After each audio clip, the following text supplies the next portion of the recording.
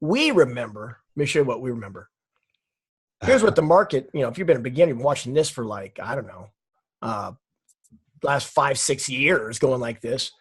But this is what we remember is this right here. So it's not a strange animal to us. We go, oh yeah, this is what happens when it drops.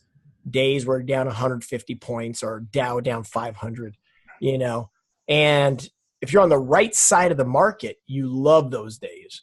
If you're on the wrong side of the market, and this is why we're talking about trend, is you feel confused.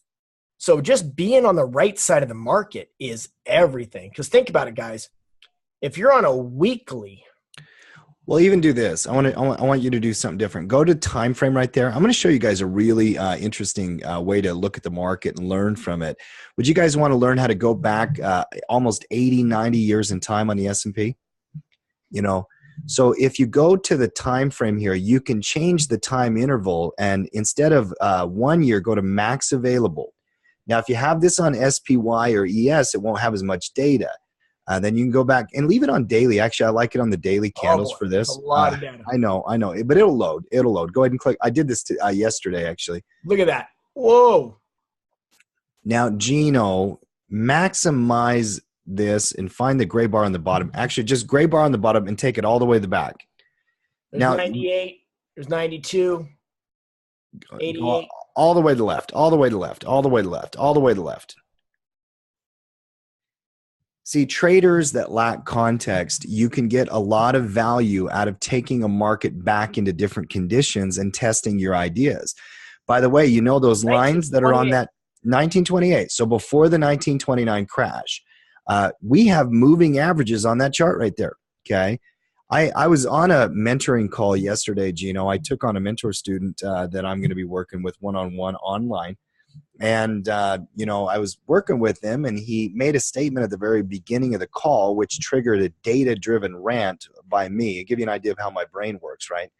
And he said, well, the market's hitting the 200 period moving average, and if it breaks below it, it's going to be bearish, right? Have you guys ever heard that, by the way? I've even heard some of our coaches at Tackle Trading make statements like that. It's not necessarily wrong, but it also lacks context. It makes a trader who doesn't have enough knowledge or experience think that that's going to be some major trigger. And then so what we did, and I took him back all the way to 1928, and I said, okay, I want to show you how many times the market touched and dipped below the 200 period moving average and then went into a major rally for a year or two after that. Because you have to trade the price action. You cannot get stuck on opinions. If the market changes on you, you have to change. See, the history of markets is about volatility. You look at the S&P going down for a year and a half, in the late 1929, all the way to 31. Keep moving forward there, Gino. Just start moving that.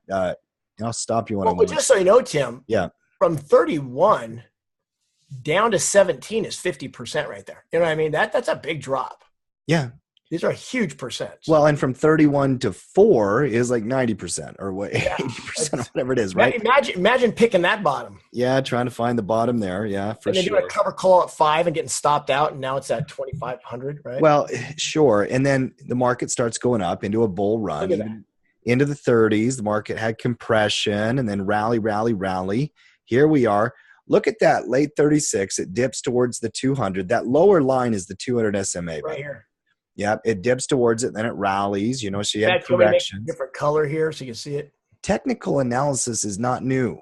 I think it's only great because your candles are dots, Gino, but you can do a different one. I'm going to make it orange. Sure.